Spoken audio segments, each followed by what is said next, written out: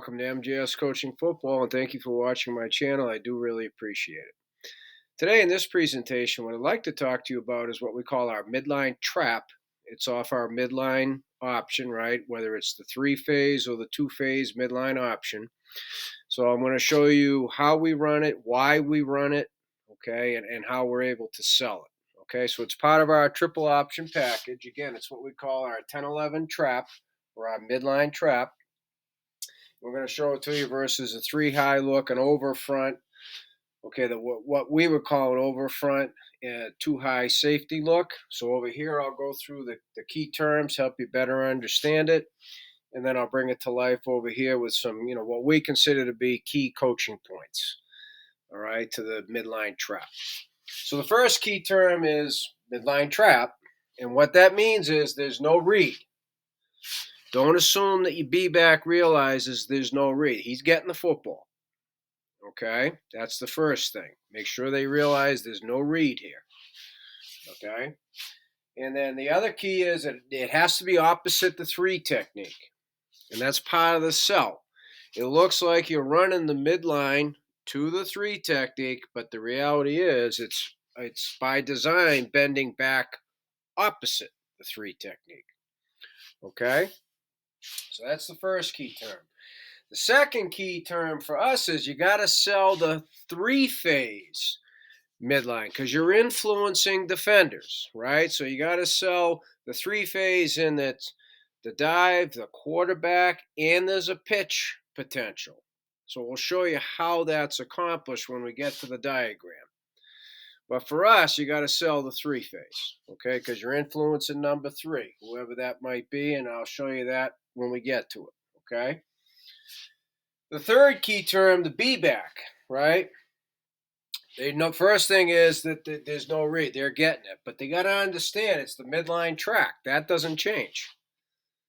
Okay, so we'll go over the midline track in an even call, which this would be in a 4-3. It's right up the crack of the center, straight ahead.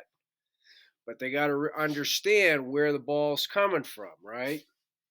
So secure the ball, and then it's what we call ride and read.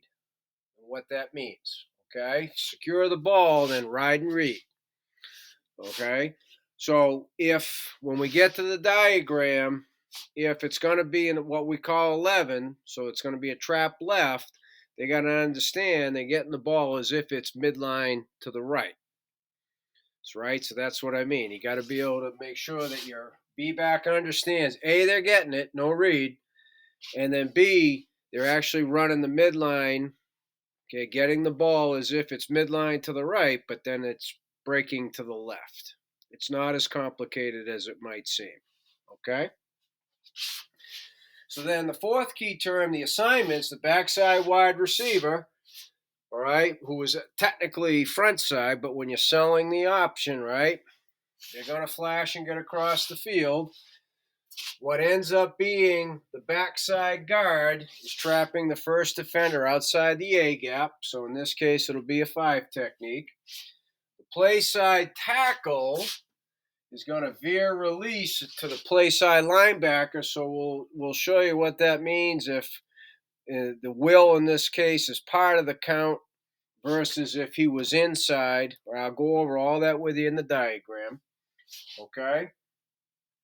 The center is going to block back. He's just going to say, I'm back, so he'll secure that 3 tech. The play side guard is going to ace. He's going to take care of the 1 technique. And then the backside tackle, base to white, he'll end up fanning out on the 5 technique here. Again, which sells the midline a little bit. Okay? So let's come over here for a second, right? We want to run midline trap. So we're not sure what we're going to get, which way the front's going to be. We just call it 10-11 trap in the huddle. Direction, which means direction to be determined on the line. So I'm not going to tell you what the code would be for the direction. We have multiple codes, but we were looking to run it opposite the 3 tech. So the quarterback would come out, he'd make the code call, which is saying we're going to trap to the left. Okay? So remember, B-back knows there's no read. The B-back here is the code. The trap's to the left, so that means he's taking the handoff as if it were midline to the right. Okay, so you can simplify the process. Okay, he comes out, doesn't get down in the stance until that part of the cadence that tells him to get in this stance so he can see it too. So it's easy to teach, right? It's easier when you break it down for what it is. Okay, you see the three text, so you know you'd be running it to the right. So now you hear the code traps to the left, but you're going to get it as if you're running midline to the right. That's what's meant by midline track. Okay? So first, right, you got wide receiver, flash, get across the field. Remember, sell three-phase midline. So we teach the slots. If you're on the side of the call, that means you're the pitch back, right? Because it's trap. So he will sell the pitch, tail motion, sell the pitch on the snap. He will treat it as if, right, we're running midline, so he's going to arc up on number 3. Again, you got to sell the three-phase midline. Okay, so there you go. Now you're going to get the out block. He's the trapper. We'll get to all that in a second. What I'm now going to do, I'm going to save the quarterback and the B-back for last. Okay, play side tackle. Okay, he's the one that identifies whether the linebacker's in the crease or if he's not. If he doesn't say anything, then he's part of the count. So he sees that he is well outside the crease, so he doesn't say a word. So that's 1 and 2. So now as he veer releases and gets vertical, right? If he were to run across his face, he'd block him. Okay? He doesn't, then Mike becomes the play side linebacker.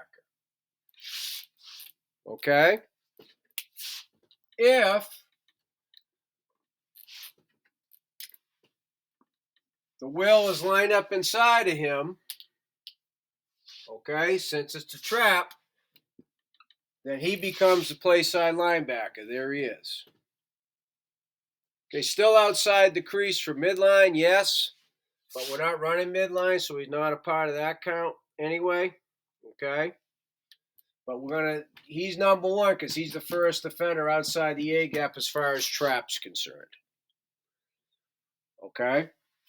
So there it is, veer release, block him. So we'll say that he's in call, right? Ace, block down, I'm back. Block the 3 technique. Trap first man outside A gap, right? A gap, B gap. There's the first man. So now let's get to the all-important quarterback B gap, B back as it comes to the midline trap, right?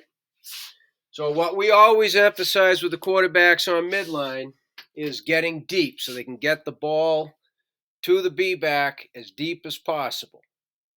Okay, always, consistently. Plus now the quarterback's coming downhill, especially whether it's 3-phase midline or 2-phase midline. He's coming downhill consistently so it looks the same to the defense. And we want him downhill on the midline anyhow, more so than on the inside via. Okay?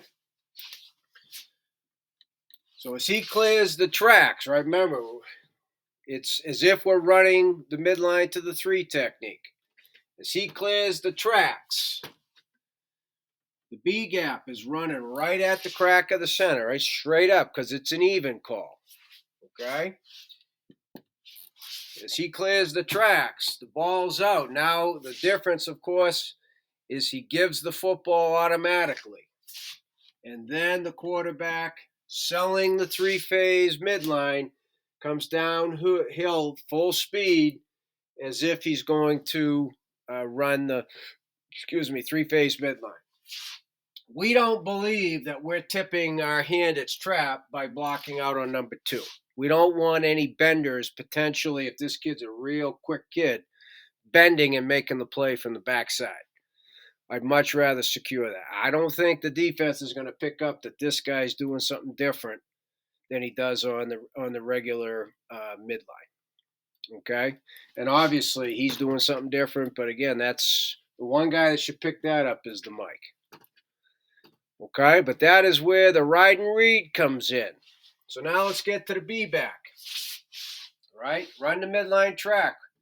Secure the ball first. Then what the ride and read is. And this is where getting the ball deep really helps. If he can get the ball about a yard or so behind the line of scrimmage, the ride is the hip of the trap. Ride the hip of the trap until it's clearly past you. And then read the vertical cut. So that will depend on, okay, if the will is here and you got a block, if he's showing, then the cut could be there, right? That's the read. If the will is outside, so now you got the tackle coming down for the Mike, it's more of a vertical track, but that's the read. So it makes it all possible, the quarterback getting the usual plenty of depth to get him the football deep. So then once he secures it, he can get on a track to ride the hip until the hip clears, and then it becomes a read for the vertical track, the vertical cut. Okay? The Mike should see that this is a little bit different. He should see that. Okay? He should see it. If he does see it, could be a factor, but again, that will be dependent upon where the will is. All right? So if need be, you can cut the split down. You can have the H block the defensive end, have the tackle try and cut the 3 technique, so now that your center and your guard can combo up to the Mike. You can do that. Okay? So if this is a problem, if this Mike's an all-league kid, then I would combo here up to that Mike. Okay? Make it a little bit easier. So as I said at the beginning, thank you for watching MGS Coaching Football. I do really appreciate it. Questions, whether you're a subscriber or non-subscriber, please reach out to me at CoachMJSullivan@gmail.com because I would love to talk football with you.